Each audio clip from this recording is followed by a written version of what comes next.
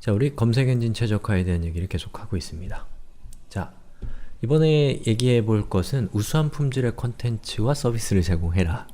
뭐 너무나 도덕교과서 같은 당연한 얘기지만 사실은 가장 중요한 얘기죠.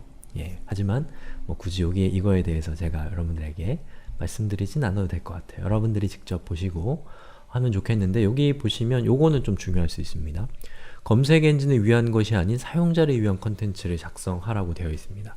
여러분이 이 검색 엔진 최적화를 너무 극단적으로 추구하다 보면 예를 들면 메타 태그의 디스크립션이나 메타 태그의 키워드 같은 거에서 막 이 사이트에서 사용되지도 않는 단어들이라든지 뭐 이런 여러 가지 정보들을 엄청나게 많이 주렁주렁 달아놓을 수 있어요. 그러면 구글 같은 검색 엔진은 그것을 웹 스팸으로 인지하고 징벌적인 그런 걸 내릴 수 있어요.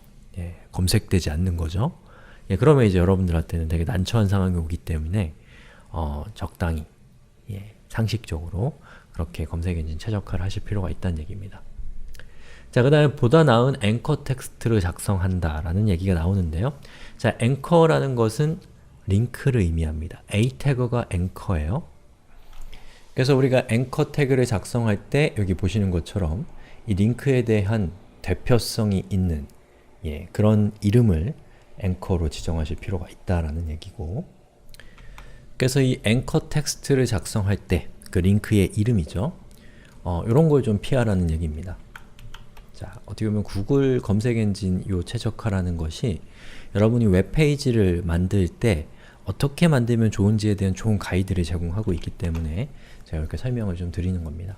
자, 이름을 쓸 때 이런 거 있잖아요. 여기를 클릭하세요. 뭐 문서, 페이지 이런 것들을 하게 되면 뭐랄까요? 사람들은 그것을 의미를 아니까 이해할 수 있지만 그 웹페이지가 정보로서의 가치가 현격히 떨어질 수 있다는 거죠.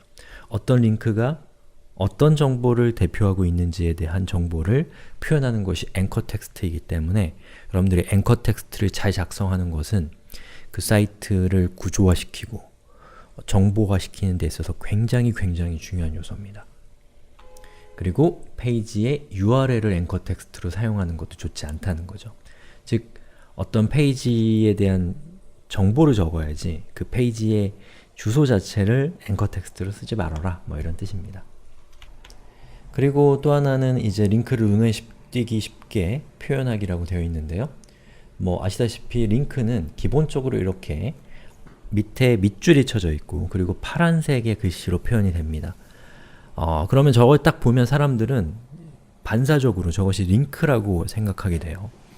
자, 그렇게 되면 이제 사용자들 입장에서는 이게 링크라는 것을 인지할 수 있기 때문에 저걸 클릭할 수 있다는 걸 알 수 있죠. 그런데 이제 우리가 아직 배우진 않았지만 CSS라는 기술을 이용하면 저런 밑에 있는 밑줄, 색깔 이런 걸 다 바꿀 수 있습니다. 그러면 그렇게 하면 더 예뻐 보일 수는 있지만 저것이 링크라는 것을 사용자가 인지하기 어려울 수 있기 때문에 그것은 좋지 않다라는 얘기예요.